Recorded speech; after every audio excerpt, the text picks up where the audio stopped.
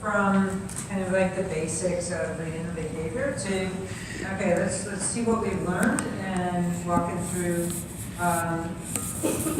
a number of things. So how do you use the data and so forth. So we had a lot of observations. We're a good-sized school. About 500 puppies are born that are alive in here, maybe a little fewer. Some of the puppies go off to a service dog school. You'll see the numbers in a little bit. So not everybody gets a test, and of course, as they go through the program, there's a little fewer. But about 7.5 weeks, we do a puppy test. We take the puppy test plus the observations from socialization. I'll get into more details about young dog testing. Do a lot of experience with it, but there's always things to learn. But about 3,800 as of March in 2018.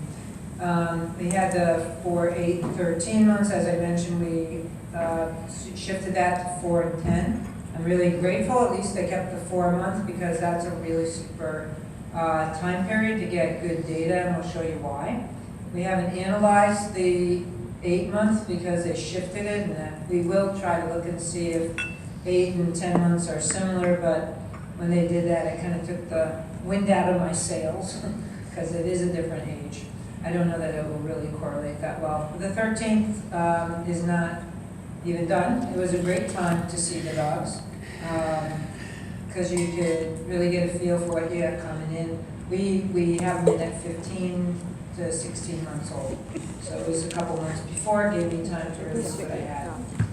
7,000 scores, but that's composite because the same dog might be seen 3 times. That's why there's so many of those. The in-for training test, we call it. That's a time period. There are 2 different versions of the test. We'll talk about that. You can see that there are different number of test items. These were 17 that were involved in the analysis. There were some that just didn't have any variation. I think we were actually scoring about 35. But we just don't see aggression in our 7.5-week-old puppies, even though it's on the score test. So when you're analyzing, you can only analyze rate of variation. And then the trainer's observation, we already mentioned, that's halfway through the training, and then the final. And there were 50 items that we could do, and there's 2,400 of those. So we're going to start by just using a particular dog named Russ, who was in training. And then we're going to kind of go backwards and look at what could we have learned from Russ? What could we do differently? So this is Russ in training. It's not a very long video. And he was released after 3 months. He was too sensitive, kind of willing, body sensitive with the harness, good relationship with the trainer, reactive to noises since traffic training, bolts around moving objects and obstacles when working, and hangs left on the sidewalk, and he has this, and it slows down his pace. So he's having issues here. So here he is starting his workout, tongue flicking because the harness is getting put on. Ears are down and back, yawning, a lot of stress signals, just thinking about, oh, I gotta work, I gotta get this harness on, looking away, tongue flicking some more. He's inhibited, he's just standing there. More tongue flicking. Remember, how much they tongue flick is a sign of how stressed they are. So he's an inhibited little guy. He's doing the work, so he's not moderate, but he has a lot of stress signals, so you'd say he's mildly inhibited. Dogs that have to do it day after day and it's, stressful to them, don't tend to go out and graduate and stay out. They have poor success rate. They tend to also, as the training gets harder, this is not that hard halfway through training, they get a lot more responsibility on them in the last half of training. So he wants to do the work. He's opening and closing his mouth. That's another one of those stress responses. So poor little Russ, he didn't look that happy, right? Everybody can see that.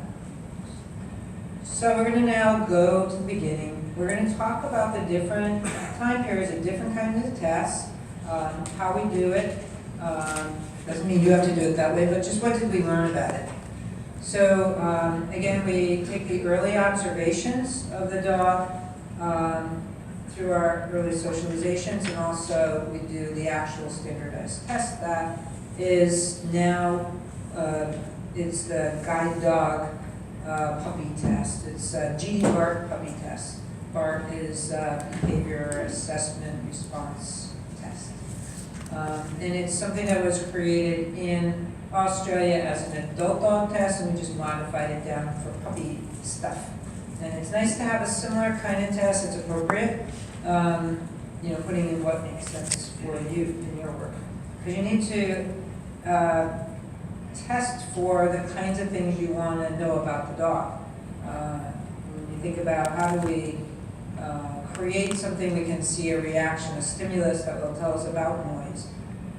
Any different kinds of noises, because dogs might be good at one kind but not another, so that helps as well. Okay, so the behavior checklist, we're going to call them BCLs now. So when you see BCL, we need behavior checklist. And as this is just repetitive, but what do we use it for is to match the dog to the razor and to identify the weak behaviors and help improve them, but we also career sort the dog. So the assessments are, again, the socialization observations, usually about 6 to 8 weeks old is when we're getting that. The puppy test itself, and then if a dog is not consistent between its early and its latest, like the test versus its early socialization, it's bouncing all over the place, we'll hold on to them and see. Let's give them a little more socialization and see what they do. Some of them are late bloomers and they need a little bit more time. And some of them you just see the same stuff and they're not able to get into productive states easily despite the extra support. They have a poor success rate in our school, so we'll determine if they're suitable for a service dog school that we work with. That depends on us. And they get to choose. They have all the data, and they know from their own experience which ones they want to take a chance on. And the ones they won't take a chance on become pets, and they're great little pets. They're just not good for work. So what did Russ look like? This is only part of the test. I do have a full test, which time-wise, I might cycle back to that and do the full test. Or not, I'm not sure. But he shifts between inhibited and activated, noise, objects, new situations. He seeks support. He has body sensitivity.